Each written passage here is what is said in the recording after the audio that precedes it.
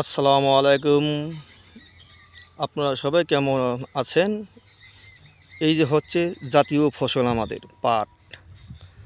অথচ কত পরিশ্রম করে কৃষকরা এই পাটগুলি বুনেছে, অথচ এই কৃষকরা কোনো ন্যায্য দাম পায় না।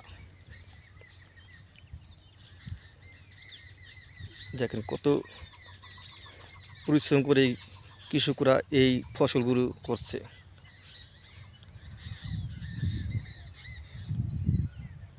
এই কৃষকের মূল্যায়ন কেউ বোঝে না।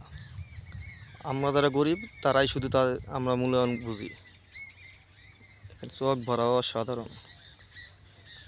কৃষকের স্বপ্ন, কৃষকের আশা, কৃষকের ভালোবাসা, এটা হয়েছে মাতৃভূমির, জন্মভূমির ভালোবাসা। অসাধারণ, দেখার মতন।